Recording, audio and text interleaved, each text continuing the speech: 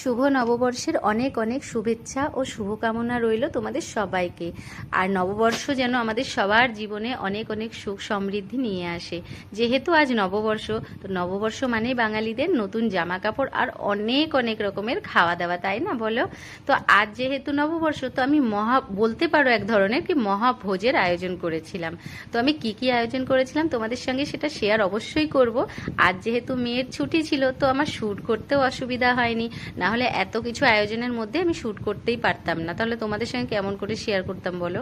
তাহলে চলো তোমাদের সঙ্গে একটু শেয়ার করে দিই। সকালে উঠেই ব্রেকফাস্টটা বানিয়ে নিয়েছিলাম, তারপরে দুপুরের আয়োজনটা শুরু করে দিয়েছিলাম। এই যে ভাজাগুলো কেটে টেটে রেখে দিয়েছিলাম, ফ্রাইড রাইস করেছিলাম, তার জন্য আমি গাজর বিনস টিনস ওগুলো কেটে রেডি করে রেখে দিয়েছিলাম।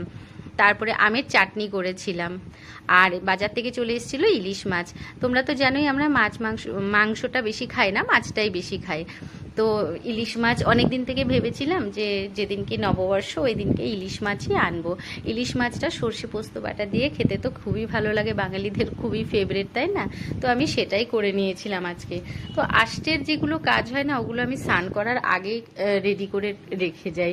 ভালো লাগে না, না স্নান টান করার পরে না আমি আষ্টের কাজ করতে একদম ভালো লাগে না। তো ইলিশ মাছের এই যে সর্ষে বাটাটা মানে যেগুলো মশলা টশলা সেসব আমি সব কিছু রেডি করে রেখে দিয়েছিলাম। আর ইলিশ মাছে এই যে সর্ষে পোস্ত বাটা এগুলো মাখিয়ে টাখিয়ে রেখে দিয়েছিলাম। মানে যা যা কাটা টাটার ছিল সব কিছু এদিকে করে নিয়েছিলাম। করার পরে জানোই ঘরের একটু আধটু কাজ হয় আরও, সেসব কাজকর্মগুলো না আমি করে স্নান টান সারতে চলে গেছিলাম। তারপরে স্নান টান সেরে মেয়ে আমি দুজনেই আমরা স্নান টান সেরে নিয়েছিলাম। আর পুজোটা তো মেয়ে করে জানোই, তো মেয়ে পুজোটা করে নিয়েছিল। আর আমাদের নতুন নতুন জামা কাপড় পরা হয়ে গেছিলো। নতুন জামা মানে কি, বাঙালি মায়েদের সব থেকে ফেভারিট ড্রেস, সেটা হচ্ছে নাইটি, তাই না বলো? তো আমি একটা নতুন নাইটি পরে নিয়েছিলাম। তারপরে চলে এসেছিলাম রান্না করতে। তো মুগ ডাল করে নিয়েছিলাম, ওর মধ্যে কড়াইশুঁটি আর ফুলকপি দিয়েছিলাম ভেজে, দিয়ে ভেজ ডাল করেছিলাম, একটু ভাজা মশলা দিয়ে করে নিয়েছিলাম, ধনেপাতা দিয়েছিলাম। কি ভীষণ ভালো হয়েছিল খেতে, জানো না? তারপরে ভাজা টাজাগুলো তো ছিলই, সেগুলো আর তোমাদের সঙ্গে শেয়ার করলাম না, ওগুলো আর কি করব। তারপরে ইলিশ মাছটা যেটা আমি রেডি করে রেখেছিলাম সেটাকে এই যে বসিয়ে দিয়েছিলাম। আর যেটা টিফিন বক্সে ভাপা করা হয় না, ওটা আমি মানে খেতে পারি না, মানে এত নাকে ঝাঁজ লাগে না, তো আমি কখনোই ওইভাবে করি না। ইলিশ মাছটা কাঁচাই করি, কিন্তু এই যে এইভাবে কড়াইতে একটু কালো জিরে ফোড়ন দিয়ে দিই একটু তেলে, বাকি যেটা আমি ম্যারিনেট করে রেখে দিই মাছটা দিয়ে ঢাকা দিয়ে দিই।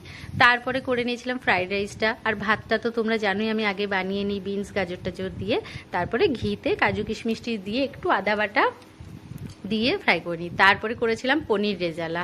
পনির রেজালার জন্য ওই যে পেঁয়াজটাকে আগে বয়েল করে নিয়েছিলাম, তারপরে ওর মধ্যে কাজু চারমগজ আর এদিকে একটু আদা রসুন এগুলো দিয়ে পেস্ট বানিয়ে নিয়েছিলাম।